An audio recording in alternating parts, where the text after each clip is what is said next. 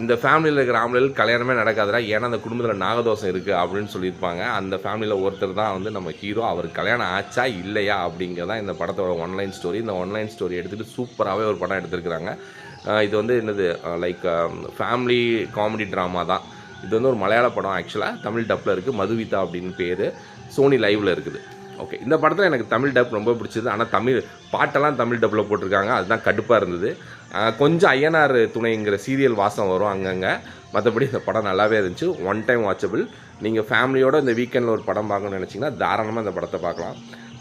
இந்த படத்தில் வந்து எனக்கு ரொம்ப பிடிச்சது என்னென்னா, இன்டர்வல் ஒரு ட்விஸ்ட்டு. அவங்க அப்பா வச்சு ஒரு ட்விஸ்ட் நடக்கும். ஏன்னா நாகதோஷத்தாலலாம் பிரச்சனை இல்லைடா, ஒன்றால் தாண்டா எனக்கு பிரச்சனை அப்படிங்கிற மாதிரி வந்து அவங்க அப்பா ஒரு வேலையை பண்ணி வச்சுருவார். அதுக்கப்புறம் இந்த ஸ்டோரி எப்படி போச்சு அப்படிங்கிறதான் வந்து இந்த இந்த கதை எப்படி போச்சு அப்படிங்கிறத இந்த மூவியே ரொம்ப நல்லாவே இருந்துச்சு. One time watchable. ஃபைனலாக ஒரு ஃபேமிலி சென்டிமெண்ட்டை வச்சு இந்த ஸ்டோரியை சூப்பராகவே முடிச்சிருப்பாங்க. பார்க்கலாம், ஒன் டைம் வாட்சபிள். ஒரே ஒரு நெகட்டிவ் என்ன அப்படின்னா, பாட்டெல்லாம் தமிழ் டப்பில் போட்டு வச்சுருக்கானுங்க. அங்கங்கே ஐயனார் துணை சீரியல் ஞாபகம் வரும் நமக்கு. அவ்வளோதான், வேறு ஒன்றும் கிடையாது.